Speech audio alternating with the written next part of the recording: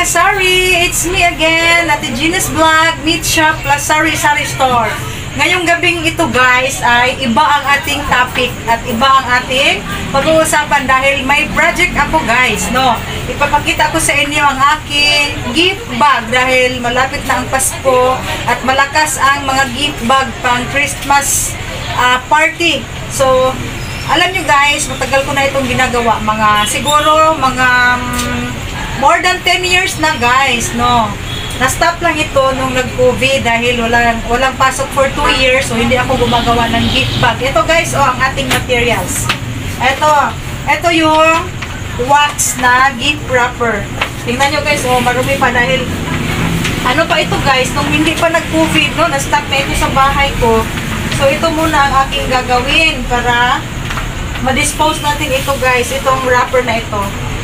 Wax ito guys ha, hindi yung ordinary paper para magandang tingnan yung ating paper bag no, na pang Christmas. Ito, ang isang ganito ay 4 pesos no, 3 pesos dahil wholesale ang bili ko nito guys, marami ito.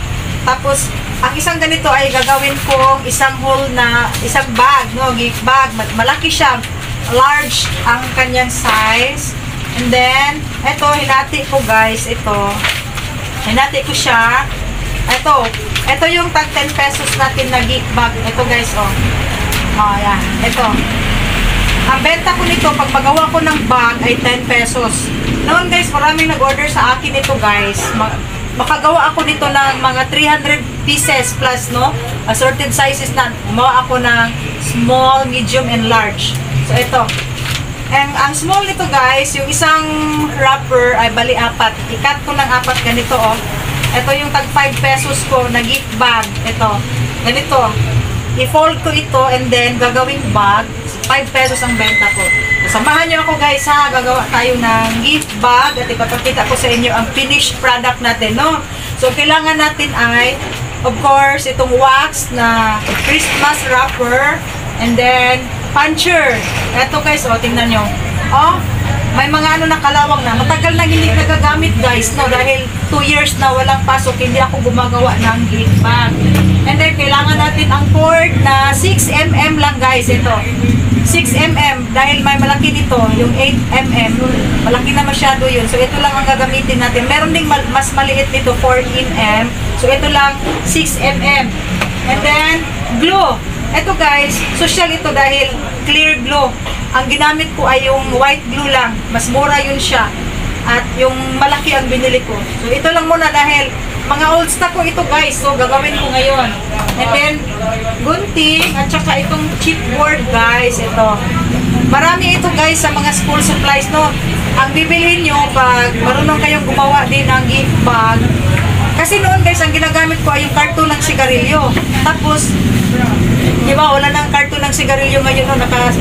Na siya, nakapack na sa cellophane. So, eto na, bumibili ako ng chipboard ito guys. 13 pesos ang isa. Wag yung masyadong manipis. Itong katamtaman lang para ilagay natin sa bottom ng bag. So, tingnan nyo guys ha. So, ito guys, ganun lang ang gagawin ninyo. Lagyan ninyo ng glue dito sa gitna. Ito yung 1/2. Ito yung 1/2 na wax na gift wrapper na ating hinati. So, lagyan ng glue and then ididikit natin yan.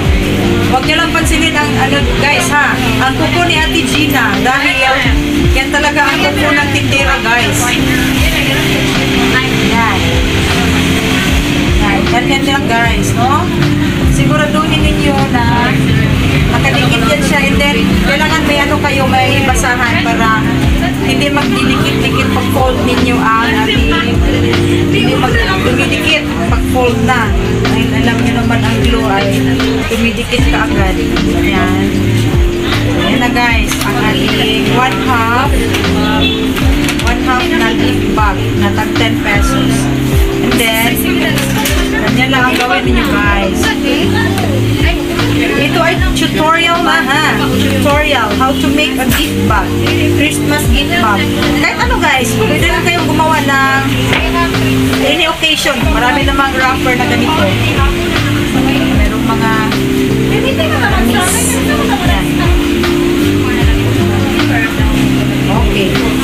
dinilikit natin kanina, no? So, kailangan, pag mag-fold kayo guys, ilagay ninyo ito sa dulo para hindi makita yung hindi makita yung dinilikit natin sa gitna. Yan, yung dinurugtong natin na wrapper. Kailangan dito yan siya sa gitna pag fold niyo, di ba? Ganyan yan siya, no? Di ba ganyan yan siya guys kanina, no? Para hindi ito makita na may siya, may dinudugtong natin. So, i-fold niyo yung ganyan. Yan, and then fold din dito, no? Para may latid tayo pag-fold natin sa sa dulo. Yan, sa side by side ng ating gift bag. And then, check natin dito pag walang dumidikit, no? Yan, and then kukuha kayo ng mga at least ano lang guys, mga 1 inch lang, 1 inch. So, ganyan, 1 inch. I-fold din yung ganyan. Ganyan guys, ang paggawa ng gift bag, napakadali lang. And then dito rin, 1 inch. Yan lang siya guys, no?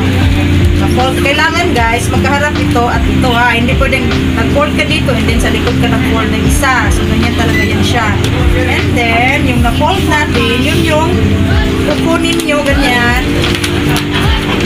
Tingnan nyo yung na-fold na may latid na siyang ganyan. So, i-fold na naman na ganyan. Ganyan lang guys. Kadali. Sanay na sanay ako dito guys dahil ilang taon ko nang ginagawa ito. Okay, kambibig. Yan guys, no. Ito na yung sa gilid. Yan. Yan. And then yung isa, di ba ito. Ganyan yan siya. So, ang gagawin natin ay i-reverse natin pag-fold. Ganyan. Reverse nyo lang. Mag-fold kayo ng ganyan. Ganyan. Okay. Para mas maganda ang fold niya. Ganyan nyo sa table. Bakit ang clear view. And then, ganyan. Mag-fold natin. So, that one. Okay. Almost done. Tapos guys, gagawa tayo dito sa sa bottom. Ito yung sa bottom ng bag. Ito yung bottom guys ha. So mga 2 inches guys. 2 inches. Tansyain nyo lang. Mga ganyan lang guys. Mga 2 inches lang ang kalapad niya sa bottom ng bag.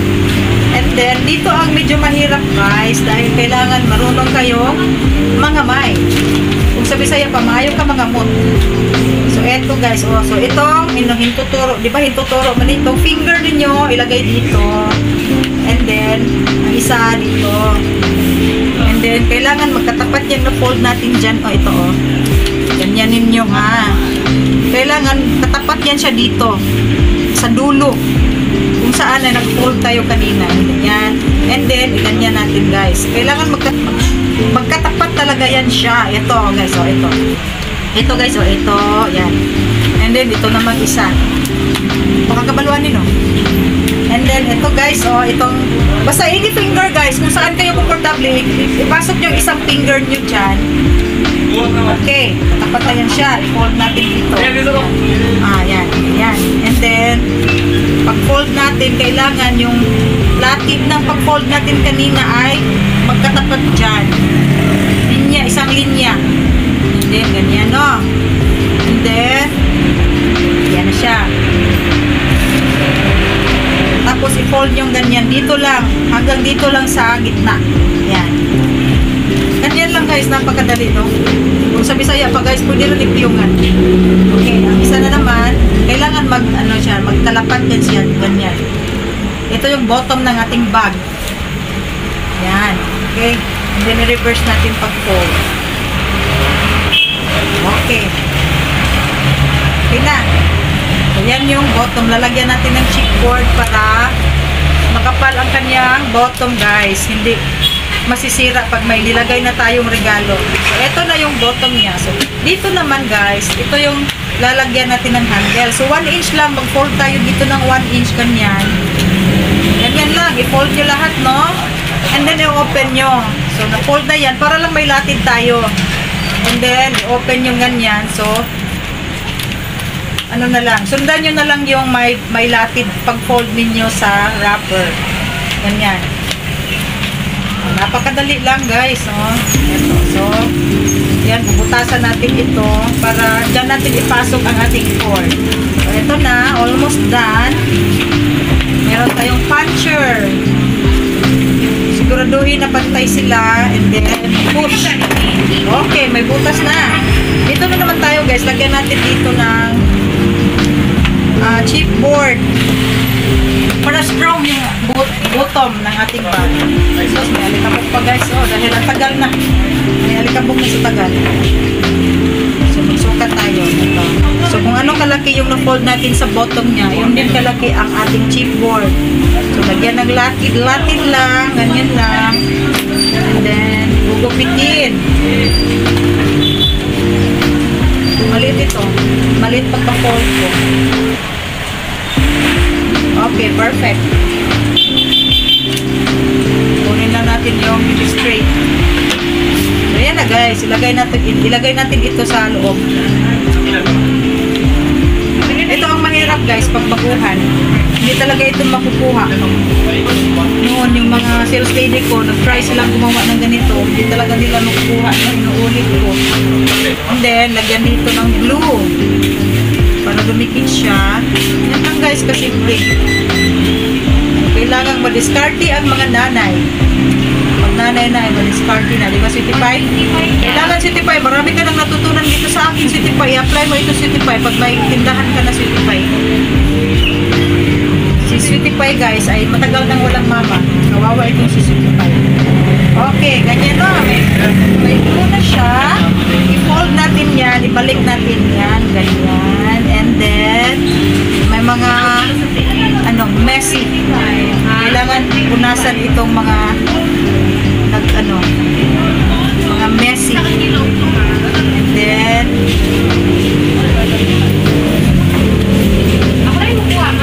guys, busy si Ai.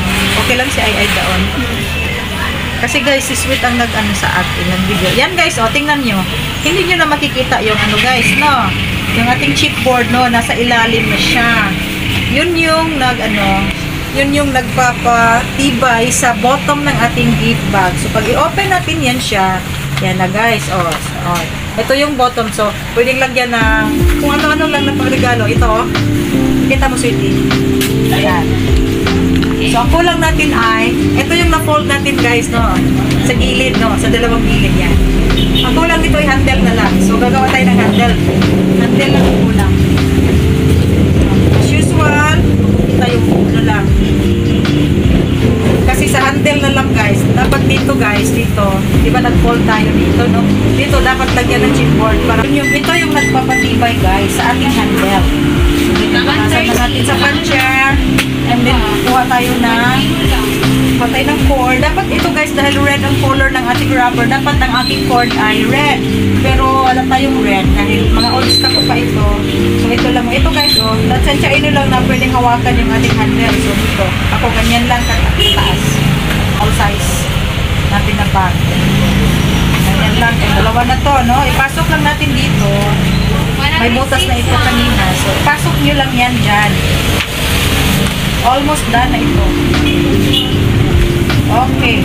Okay. Ay, laban lang ay ha. Okay ka niya ay. Okay. Ito dahil. Ipakita mo. Ito, ipasok natin ang cord at itali natin dito. Kailangan dito ka sa loob magtali guys para hindi makita dito. Handle lang ang makikita. So, itong cord na isa, dito natin ipapasok dito. Dito sa labas and then hihilain sa loob.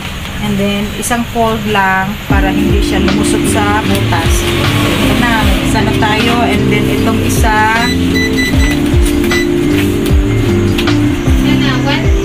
Okay. Ito yung ating cord. Dito sa labas natin ipapasok ang cord. And then, i-fold dito sa loob. Ganyan. So, hihilahin. And then, isa na naman.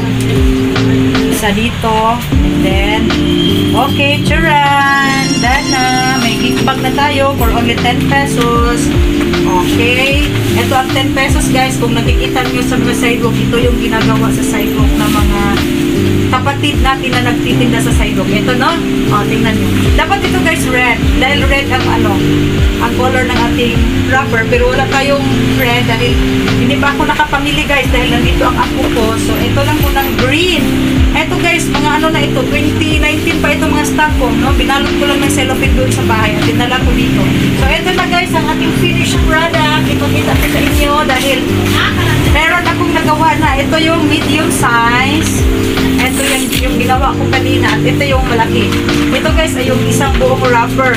Ang benta ko nito ay 15 pesos, no? Ang costing natin nito ay nasa lang. Dahil ito ay 3 pesos lang itong isang buong wrapper. 3 pesos tapos ito kunti lang talaga ang ating capital nito guys, no? Bawing-bawi tayo kaso lang trabaho pero nag-i-enjoy naman ako sa paggawa ng mga ganito guys dahil may order ako nito noon pa, may nag-order sa akin. Ngayon ako lang siguro hindi na ako mag-booking pa sa ibang tindahan, sa akin lang display ko dito at sa aking bahay. Ito na yung large.